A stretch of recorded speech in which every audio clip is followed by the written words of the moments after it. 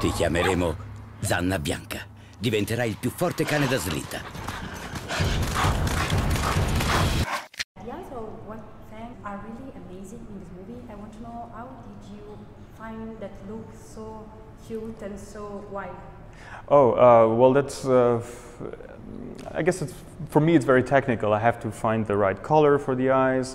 We went for a yellowish tone. We had to make sure that he looked different from the other wolves, so we gave him these, no, it was not yellowish, they blue, I can't remember. Anyway, the eyes look different than the ones from the other wolves. That was one of our goals. The other thing is when he's tiny, we made the eyes slightly bigger to make him a little bit cuter and everything. And we also did a little trip to a wolf park to see wolves, how they react, how they interact with each other. And we managed to take pictures of these wolves and then like see how they work, how their eyes work, because that's what they always tell you, that the eyes are the windows to the soul. So the eyes are the one thing that people are going to be looking at, and you have to make them right. Also because they're animals, they don't speak. So a lot of the communication goes through the eyes. So I guess I also had like a team of very talented animators that managed to get the eye motion right and everything. So that's probably the secret, to just work with talented people and inspire yourself in the right places. You said that you love Italian spaghetti western and horror movies. So I'm curious, in which way this kind of movies influence your movie?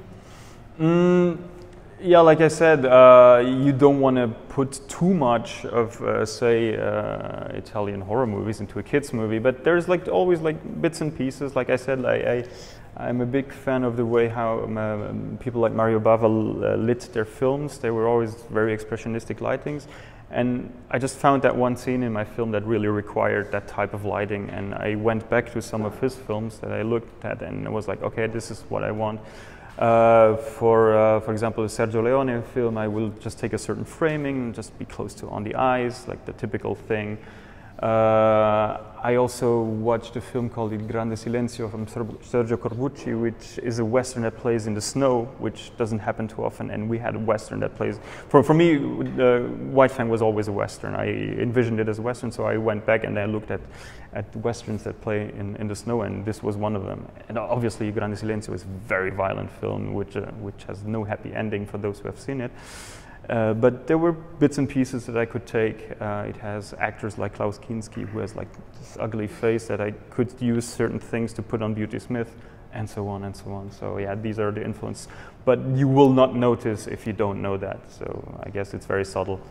You have said that you want to do a movie based on Lovecraft books. So are you ready to fight against Guillermo del Toro, because it was his project? Oh yeah, but his project is like at the Mounts of Madness, yes, which is I guess also something that looks like it's going to cost a lot of money.